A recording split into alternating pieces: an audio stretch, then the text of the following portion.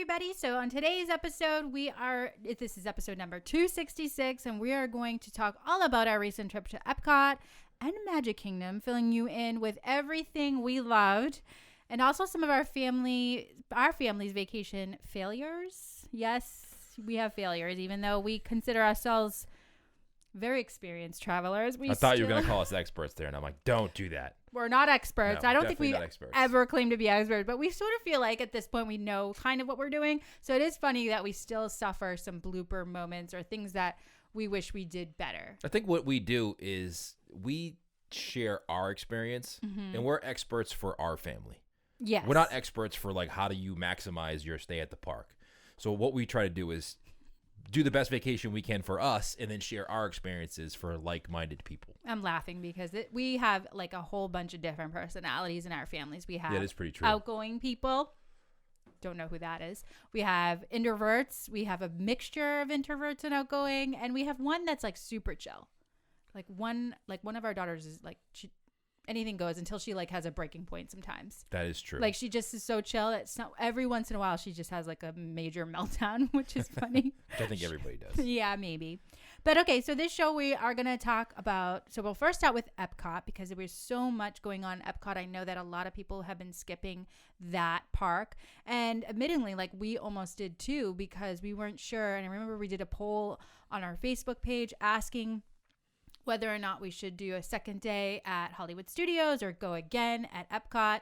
And Epcot won. Actually, our kids were torn and we were torn. Like we couldn't, it was a tough choice. It was a tough choice. And by the way, if you missed it, the last episodes we talked about our stay at Animal Kingdom Lodge. Oh, yeah. And Animal Kingdom and then Hollywood Studios and Animal Kingdom. Those are the trip recaps for this. This is the next version of that where we went to Epcot and Magic Kingdom.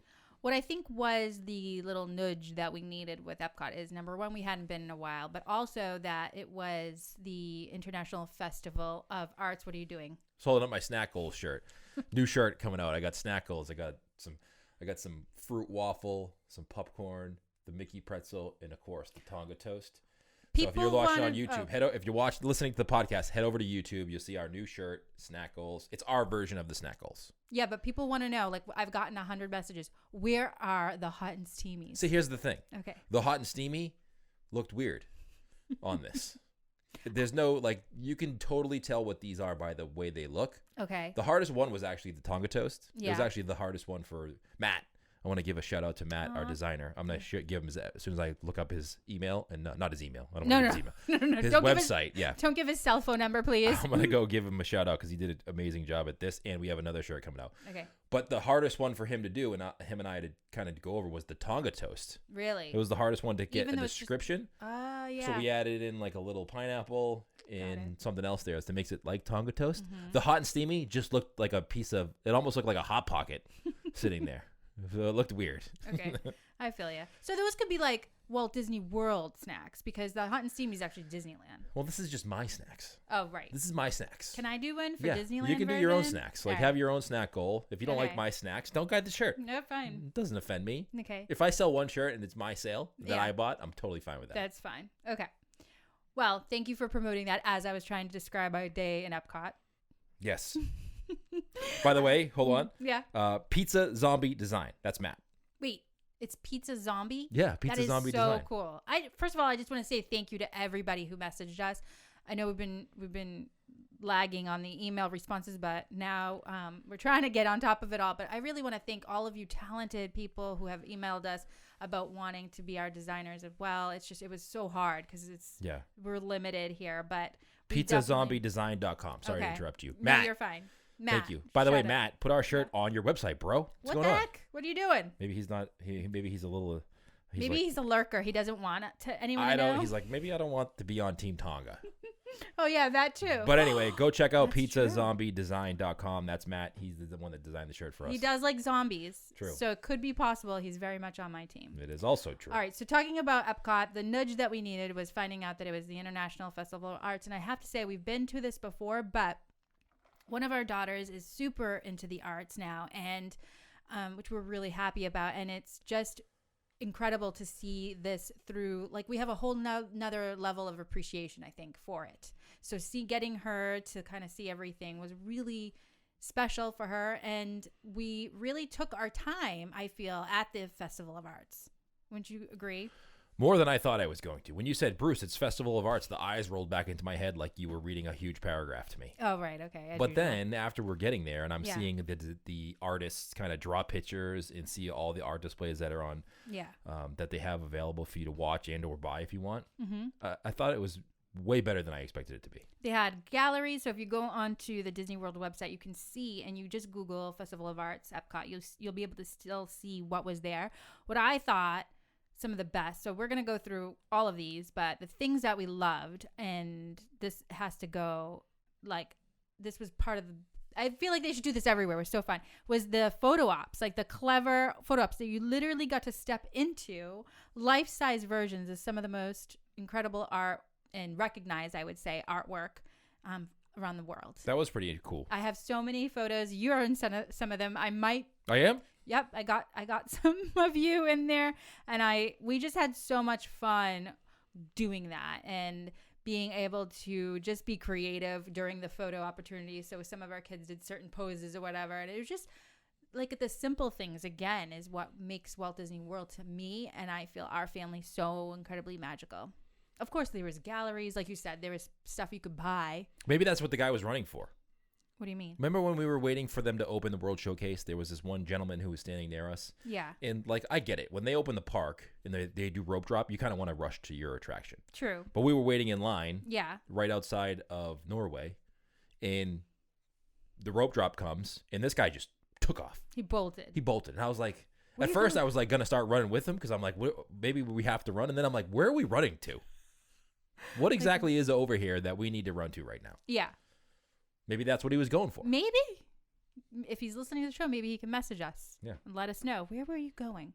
We'd like to know. I know. What was so important that you had to run for the World Showcase? Right when the rope drop I'm still trying to figure this out to this day.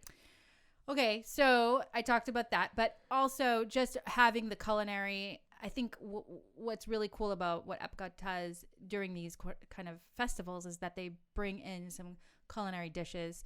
Some of them are a little too snack size for us. Yes. Because we weren't on the dining plan either, No. so it kind of makes it harder. Well, there was a couple there that I got. One is in particular, somebody messaged me, hey, you have to try this. Yeah, there was the buns. Oh, yeah. And listen, the bun was great, but it was one bun. Yeah. And I'm not necessarily a small dude. Right. So one bun for $7. You need 2 buns. I need 3. 3 buns. And Got the it. price point wasn't the greatest. So one bun for $7.50 wasn't the ideal thing. But I do think it's cool that they have all these offerings for the festival. I think that's what makes Epcot. I think that's what makes Epcot actually stand apart. Not only just having of course, the countries that and they represent, but also with these festivals, they bring in like these little things all around. You kind of, some of them are hidden, and some of them you really have to pay attention to go see. But I think that's what makes it so fun. And at least that's what I feel like our kids had a whole nother level of appreciation for this particular trip. I think once you get past the entrance area, Yeah. and you head over to the World Showcase. Yeah, because the entrance right now, it's a lot of boarded up Yeah, stuff. it's very boarded up. Not a lot. It's completely boarded up. But I mean, I and didn't like notice Test Track it that was bad. down. They were building Yeah. the roller coaster for Guardians of the Galaxy. I gotta say, Once you get past that area, yeah, and you start going over to like where the Living with the Land is, the Yeah. land pavilion and that area, and then the World Showcase, you kind of forget about the construction a little. hearing and not being able to go on Test Track was probably the saddest moment of the trip. Yeah, them testing Test Track in front of us Like, what is that? tested our limits. We were actually, it really did test our limits. We paused there for a while because we could have sworn we saw somebody in the vehicle, and we thought we had to see if this was true or not. I don't think there was. I mean, we watched it go by probably a dozen times before we gave up, but what a cool job. If that's your job. All right, we need you to sit in this vehicle. Yeah. And just go around the go around 17 times in a row. That'd be amazing. It was just dream like job. it was like going down. Then it's like it stopped. It's like it was just pretty cool to see. Can we have that again? No. Okay. What that probably was, I think, the bummer about being there was like we could hear it, but we couldn't go on. But of course, they were building, and there's so much boarding up in their building. But I gotta admit, it didn't bother me as much as I thought. Maybe because I went in with such low expectations. Key to life. That is literally the key to life. Low expectations. I literally thought I was going to be so bummed, and I was pleasantly. It could have been the Joffreys that we got at the beginning. No, you know what it was? Okay, what? It probably was that. Okay. Which we'll get into that in a second. But it was also low expectations. Yeah. The Joffreys. Yeah. But it was so much less busier there. So much less busier. So much less busier than the other 3 parks we went to. Mm-hmm. Or whatever parks we went to before this. Well, in the morning, I feel like it did get busy later in the day. But that's around the World Showcase. That's kind of where everybody congregated. That's true. But it was just, it was way more relaxing. Yes, I totally agree with you. I think this was the only park we hadn't gone to yet was Magic Kingdom. Mm-hmm. But we went to Animal Kingdom, we went to Hollywood Studios, and then we went to Epcot, and the first 2 were really busy. Yeah, and you always felt like you had to be somewhere, whereas here it felt like good. Like there's nothing open, so we don't have to do anything. Well, not no. I don't want people to think that it was actually enough to do. It was almost like how I always envision Epcot. It's like the place to take a breather, because I know we get a lot of comments and questions about whether or not people with young kids should go to Epcot. And to me, when the kids were little, this was before Frozen, the Frozen Ever After attraction was open. It was always my favorite park because I felt like an adult, and I felt like the kids were having fun, but I also felt like it was more geared towards me. So maybe if you're with somebody that isn't totally into Disney, this is like the best park for them, because you get that sense of, I don't know, adultness. Like you feel like a grown up, but yet there's still so much to see and experience. But speaking of Frozen Ever After, I gotta say, part of my favorite moments of this trip was actually going on this attraction. Is it because it was the only thing that was open? No, will you stop? I don't think you're going to give people the wrong impression.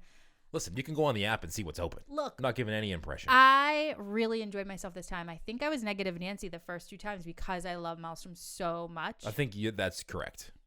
I had a blast on Frozen Ever After. Like visually, the blues and the snow. Who knew I actually loved being cold so much? Well, it's because you're not actually cold. That is probably true. So true. maybe we will like the other water park. Maybe. We should give it another chance. Yeah. Well, I liked watching the attraction. I loved being with the kids on the boat, and I just had a great experience this time. And I think I'm finally over the fact that it's not Maelstrom, and I think I'm really was impressed with the technology and the colors that Disney did in this particular attraction. Definitely were upset when it first was open. That's why you didn't enjoy it as much. I actually think you were a little bitter. I was a little bitter. I'm not going to try to sugarcoat that. But I think that I actually, and you tell me how you feel, Bruce, but I feel like I like that attraction as a boat ride better than the newer one, Navi River Journey. Like, I feel like Imagineers, to me... Well, that's because you're familiar with the story, I think. You're not as familiar or... No, it's not that. It was like visually to me, I feel like I got more of a feeling in Frozen. Maybe it was the drop, too. I think it was the drop. I think it was the story. I think it was the song. Navi River Journey is very much Pandora. Yeah. You know, and if you're not super into the movie maybe or the story of Pandora, then it's just a very nice visual attraction. Yeah. Maybe you're right. But the Frozen attraction gives you the whole thing. It gives you the visuals. It gives you the song. It gives you the reminiscence of your kids being little and watching the movie. Yeah. I think it makes you smile more than the other one does. That may be true. But I just got to say, I really enjoyed myself. So those of you that haven't gone on or that were bitter like me, give them another chance. Sometimes you do that. Even with the new movies that come out, sometimes you have to watch it a second time to really figure out if you like it or not. I think that's very, very true. Because your expectations could be really high and then you're bitter. Yeah. I still don't love Solo. I watched that a bunch of times. Yeah, I guess not. Okay. Next one that I feel like I really, really loved was, we talked about this earlier on, was the rope dropping the countries. Yeah, I talked about that. We literally rope dropped the country.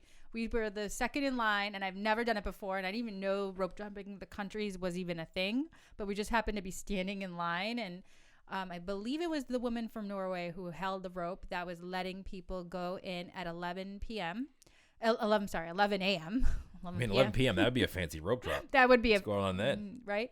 But what I really liked about this was it was kind of accidental, but also it was a really great chance to continue and take pictures around the countries. It was the only time during the day, now looking back, that we got to enjoy a lot more of the countries.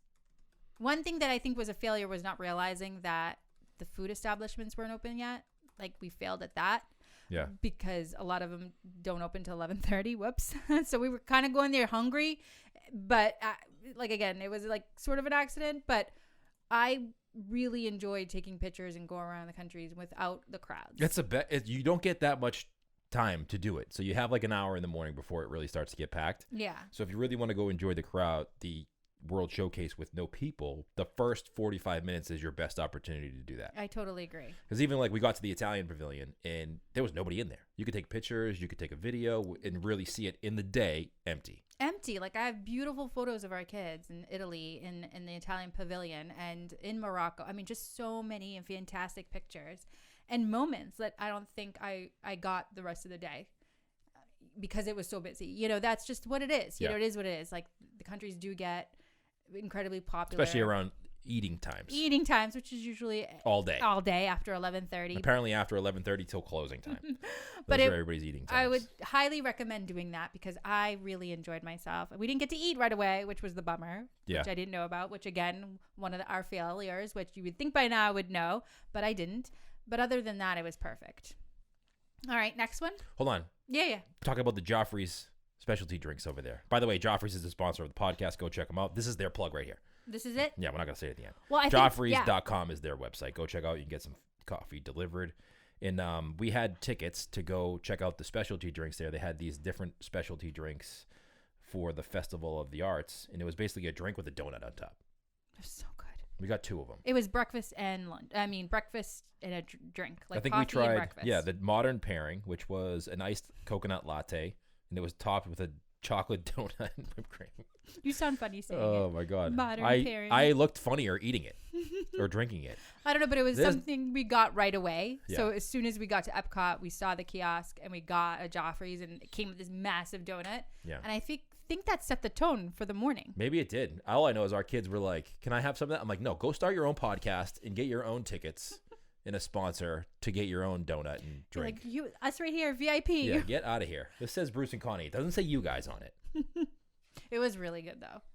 And it really, it made me happy. Like, I don't normally eat that way or drink that way at home. So, I mean, I drink Joffrey's at home, but I don't normally have a big ice donut. Oh, you don't? Chocolate donut on top of my iced coffee. That's my morning routine. I always have a coffee with a stick of donut right on top of it. Well, I want to be you then because that's amazing. There was 4 different varieties. Unfortunately, we only got to try 2 because 2 were sold out. They were probably pretty popular, but the 2 we had were pretty good. Is it me or the lines at Joffrey getting longer and longer by the moment? I think it was just real busy. I don't know. I feel like we should stop talking about them because don't go to Joffrey's. Actually, I don't know what to do. They're paying us money to say go to Joffrey's, but I really don't want them to go to Joffrey's. I really just don't. I want it to myself. Order it at home. That's what we should. We're going to transition to ordering it at home. Make sure you email them and just say, from now on, we're just going to promote that piece of it. Joffreys.com. Go there now.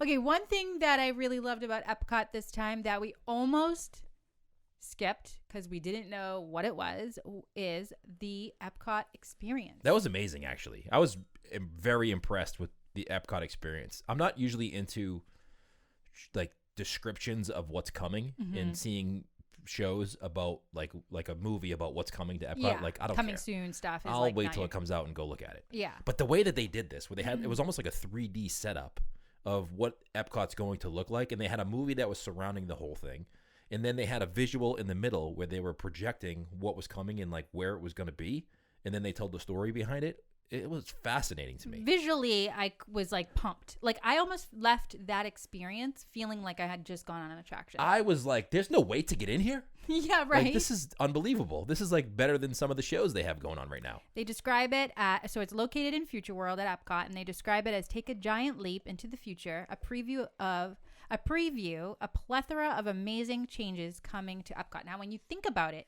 like I don't want to see the changes. Like you said, like I don't want to see a preview. So that's why we almost skipped it. We're like, oh, we know what's coming. We don't need to see it, you know?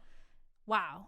It was really visually amazing. And again, I left it feeling like as if, do we have any video? We do. We actually have video on, you know what? Here's what you're going to do. Okay. Unlocking the Magic Podcast on Instagram. Go follow us and shoot us a message on there, and I'll send you the video if you want to take a look at it. says the Epcot of tomorrow. I'm going to do some reading, Bruce. Oh boy. Hang tight. Should I take a nap? Go ahead. Walt Disney Imagineering invites guests to witness the progress predicted by Walt himself when he said, Epcot will always be in a state of becoming. And now the biggest transformation in Disney park history is underway as Epcot welcomes the next generation of immersive storytelling with brand new attractions and astonishing interactive experience. Visit the Odyssey Events Pavilion to discover a series of engaging exhibits that showcase the relentless innovation, energy, and excitement driving the park's evolution. That wasn't that bad. I don't even know what you just said. Oh. I was like literally reading something else. Can Sorry. Disney hire me just to say stuff like that? I think they did. Oh, okay. Isn't that what we're doing here? Oh, yeah. That's so fun to me. Just reading blog posts? Just reading off their website. Like, I just want to go on their website and read everything I love. Like, every attraction, just pull it up and read it. Listen, maybe you should start your own podcast. Maybe. Reading descriptions from Disney. The podcast from Connie Irving. Right. Do you think I can get a host that won't take a nap while I do it? Well, that would be a solo show. Oh, okay. Got it. Because even if I was on it, it would still be a solo show. All right. We still have so much to talk about. So let's quickly go over our fails at Epcot. All right. Fails at Epcot. Do you have any? I don't think we failed at much. We failed a ton. Did we? We left. I mean, we failed at a lot of stuff. We left for the new fireworks show. Yeah, but we were tired. I'm tired. The kids are so bummed now. They're like, why did we do that? It always happens. Like, you always think you're going to be able to stay up till midnight or stay till 1 whenever the park's open late. And even our last day at the Magic Kingdom, which we'll talk about, you're going to, like, we're like, let's stay till midnight. And then 11 o'clock comes around, like, I'm done. Yeah. I'm tired. There just go. Like hits a certain. The thing that happens to me is not as much at Epcot because we can just walk to your car, especially the Magic Kingdom. The thought is always in the back of my mind, like, what is it going to be like getting out of here? Oh, right. How is that monorail going to look? No, I see the look in your eyes. Like, it's almost fear at like 8 p.m. Yeah, I'm like, can we maybe go now? Is it worth it to go now to beat the crowd to the monorail?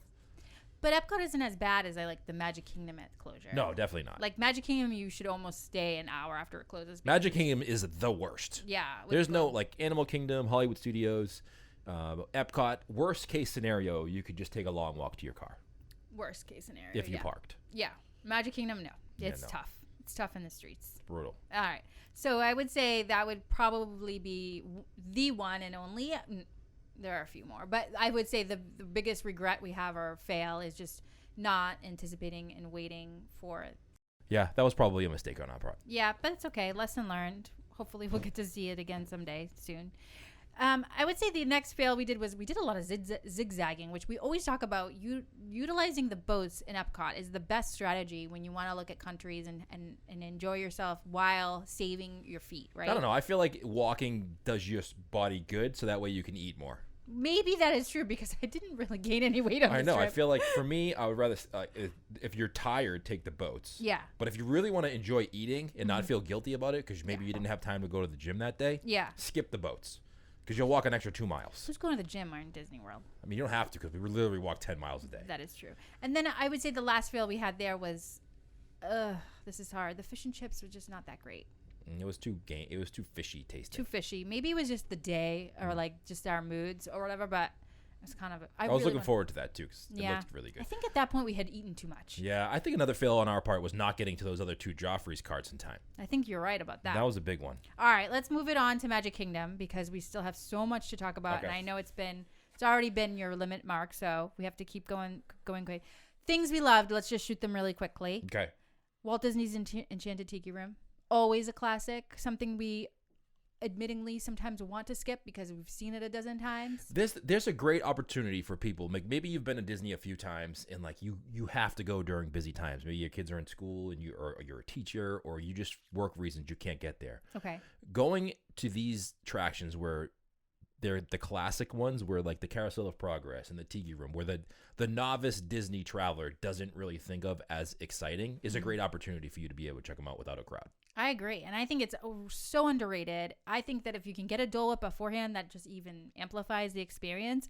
But the thunder scene, like specifically that moment where it's like thunder and lightning and raining inside, that is my absolute favorite. I want to like sleep there. It's busy at the Magic Kingdom when they ask you to move your seat all the way down inside the Enchanted Tiki Room. I still love it. And no matter how many times that we've gone, sometimes, again, admittingly, like I sometimes I'm like, we can skip that and do something else. it's still just so much fun to watch. And it's just like a great chance to get off your feet, but it's also super entertaining. There's a video on YouTube where Walt talks about the Tiki Room. Mm-hmm. If you watch that video, you'll enjoy your next visit to the Tiki Room 10 times more than you normally would. How about the views from the Swiss Family Treehouse? Amazing. Got them at sunset. Amazing. They're on Instagram. Go check it out. Unlocking the Magic Podcast.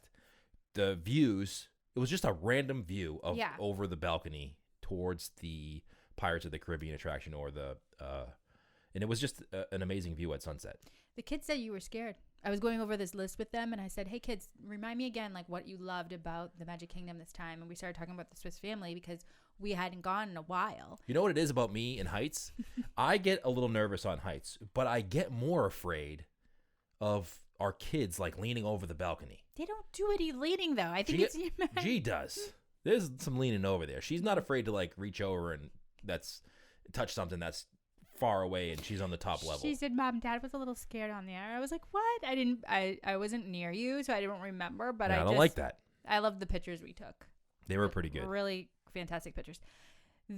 So going on Tom Sawyer Island, always a family, so much fun. I know that we talked about this many times in the past, but we still love it. I actually have some video. We were trying to play hide and seek, but carefully, like no running and no scaring other families. Like we had to be cautious and careful of like not ruining their experience. Whoops. But super fun. And I gotta say, those, even though we tried to get in other families, we were like, yeah. Not only did we run. Oh, you guys, because we teamed up. Oh yeah, we ran, and I paid someone $5 to help us look for you guys. This is really why we. Why? This is fun. Yeah. Okay. The other family had a good time. We said, here's the deal. We will give you $5 if you find we're looking for 3 people. Yeah. One short lady, and then 2 girls with her. Mm-hmm. One walks slow and one's nerdy. Mm-hmm. If you see those 3 people, let us know. We'll give you $5. Perfect. They didn't find you though, so they didn't get any money, but they helped us. Tom Sawyer Island, the trek over is really hot. And I always second guess it as we're going over on the boat because the sun is beaming on you. It's about 90 degrees and humid. And they literally stuff everybody they can on that raft, right? To get over there. And I'm like, oh, what was I thinking? And then once we're over there, it's way bigger. So the crowd kind of just like, like they disperse so you don't really feel like you're on top of anybody. And then once you get into the caves, it's so cool. The secret to getting on the raft is to be the last one on the raft. Oh, that's a secret. Because then you're the last one on and you're the first one off. The last one on. So if you're waiting in line for the raft, let everybody go ahead of you until you're the last one to get on the raft. I don't know if that's a strategy. I don't know if you're doing it right. You might be doing it the opposite. No, because when you get on the raft, you're first. You got to go all the way to the back corner. Okay. They hurdle you in there for sure. And then the corner opens, and then that's what happens. No, it opens the same spot every time. We need to test that theory one more time. I'm pretty sure. We need to test that theory before you start announcing it. No, because we were the last ones on to leave the island, and we were the first ones on the boat. Our youngest wants me to mention off the boat, that she really loved the dairy-free ice creams at Main Street, on Main Street, that she wants me to make sure that I describe how good it was and yummy, because there might be, she says, Mom, there might be others that can't have ice cream just like me, but they have many, many flavors, and she was really happy. She does love the dairy-free ice cream that she's able to get there. And not sherbet or whatever. Right. Or like a popsicle. Yeah. It's real ice cream. It's real ice cream. She wanted me to make sure that was a moment that we loved. The people mover. That was the other part that we conquered the people mover. And our kids really loved seeing the construction of Tron. That to them is really exciting because you get to really see what's happening now. And it's pretty amazing, the attraction stuff. And they have a motorcycle right outside in front of Space Mountain. So you got to sit and actually see and feel exactly what it's going to feel like, which was kind of neat and kind of terrifying at the same time. Cause a lot of people trying that out, though. Yeah. There was a line to try out the bike. Yeah. I got sad. There was like a little kid trying to climb on it. It's not like, it's like, oh, I felt so bad because she couldn't, because obviously it's going to be a height restriction on that. It's a roller coaster. Don't get too excited there, kiddo. Aw. Getting to meet everybody. I want to just give a quick shout out to Kevin and Mary. We got to see so many people in Walt Disney, in the Magic Kingdom this time, and really made me so happy. And I just loved just getting to meet a lot of you. I know some people come up to us and they said, we didn't know if we should approach you. And I said, no way, just come say hello. So if you do see us, and we're not arguing. Yes. Me and Bruce are having a moment, then pretend you don't see us. But if we are, actually, that happened to me. Oh, never mind. Anyway. You're not going to go there? Nah, I'm not going to go there. Family fails, Magic Kingdom. So Abigail was the other one. Oh, you got to meet Abigail. Tap Thank Magic you. Bands. You got Tap Magic Bands, so thank you. Thank you so much. Family fails. I lost my sunglasses in Space Mountain. How did you do that, by the way? I have no idea. And you'd think I would know by now because I've been on Space Mountain so many times. And also, not only did I lose my sunglasses in Space Mountain, so I talked to a cast member and they said that I could come at the end of the night when they close it down, but not realizing at the time that it was like a late night event. So my glasses are gone. I mean, I guess I could email Disney. It was my second thing I've lost on my trip this time. Yeah, we lost a lot of things. We lost a lot. But what the kicker was, I lost my sunglasses, and then we got to ride again later on that evening. And all I had with me, because I was so paranoid, I had my crossbody purse that it still had on. And then in the side pocket, I just put my cell phone. Yeah. When we were done with riding the attraction and we're getting out, I went to go reach my hand in the pocket, and I had a moment because my iPhone, my new phone, was not there. And I was like, oh, my Lord, what do I do? Like, I knew you were going to be so upset. I was so upset.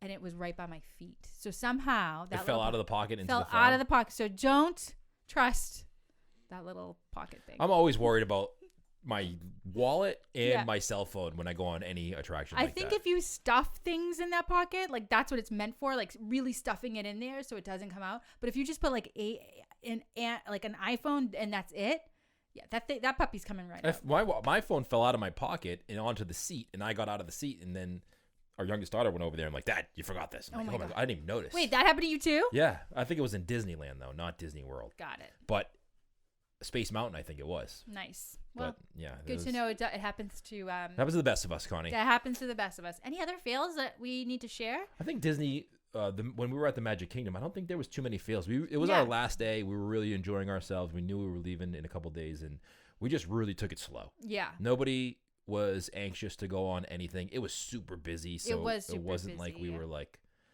We're like, you know what? If we get to go on anything, we're fine with it. If we don't, we're fine with that too. I feel like that attitude though helps us go on a lot more. It's low expectations or whatever, but the more we focus on going on stuff, the harder time we have. You know, as people who don't get to go there often, you know what attractions they're going to go to. Peter Pan, Mine Train, Space Mountain, Big Thunder Mountain. It's your opportunity for people who go often to go on the different ones, like the Tiki Room or like Carousel of Progress or the People Mover, who have more quick moving lines. You know, it's a busy park day when the Carousel of Progress is literally packed. Every seat was packed. There wasn't an open seat in the house. No. It was crazy. The first time I've ever really seen that. I mean, I was happy that there were so many people watching that show, but it was really eye-opening to the fact that that's how busy it was. It was that busy. It was busy. Well, I think that's the only real. I really don't feel like. I think you're right. We didn't do many fails in the Magic Kingdom. No, it was a pretty chill day. It was a pretty. I guess the one fail.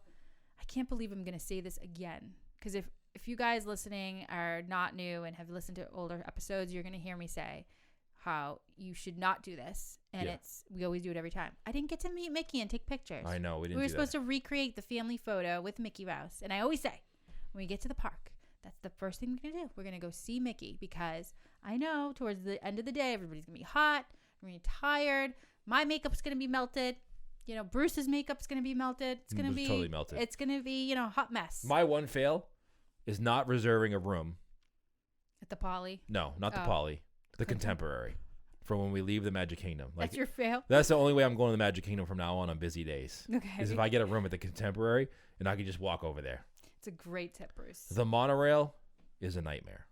Everything is a hot mess at the end of the day. I would rather be on a bus than wait in the monorail line at closing at Magic Kingdom.